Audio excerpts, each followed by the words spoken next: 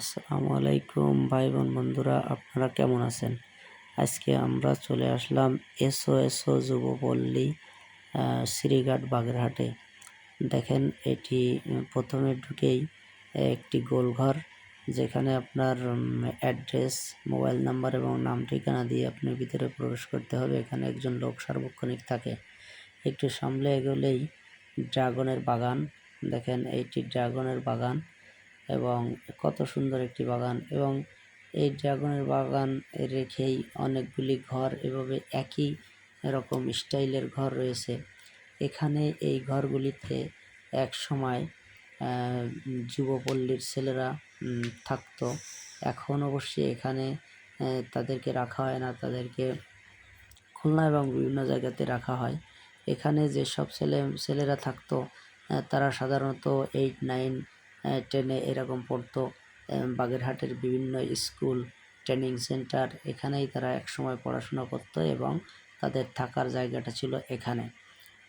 আজ থেকে প্রায় অনেক বছর আগে আমার বাগেরহাটে পড়াকালীন সময় আমার একজন বন্ধু এখানে থাকতো। সেই সুবাদে এখানে আমি ওই সময় অনেকবার এসেছি, কিন্তু এখন আর যাওয়া হয় না। অনেক দিন পরে হঠাৎ আজ চলে আসলাম।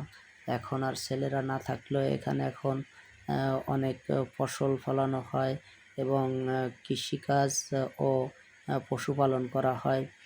দেখেন, এই উস্তে গাছে করলা গাছে অনেক করলা হয়েছে, কিন্তু সবুজ তাই দেখা যাচ্ছে না। এখানে আবার মুরগি পালন, এই বাচ্চা ব্রিডিং হচ্ছে, ব্রিডিংয়ের পরে এটা ওই ঘরগুলিতে লালন পালন করা হয় এবং এর উপরই প্রশিক্ষণ দেওয়া হয় এখানে।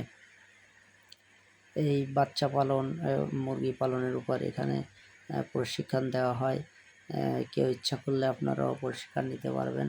এখানে যোগাযোগ করবেন। যে বাচ্চাগুলি অনেক সুন্দর দেখতে, আমার খুব ভালো লেগেছে। জানি না আপনাদের কেমন লাগবে।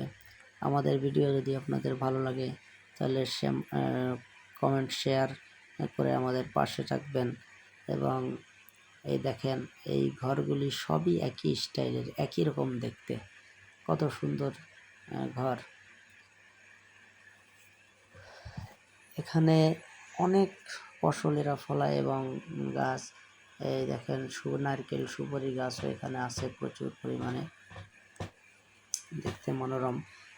এবং প্রচুর ঘাস এখানে জন্মায়। এখানে মালটা গাছ রয়েছে, অনেকগুলি মালটা গাছ এবং খুব বড় বড় মালটা হয়েছে। আমরা ভিডিও শর্ট করার জন্য সবগুলি গাছ আপনাদেরকে দেখাইতে পারলাম না। আমরা অল্প অল্প করে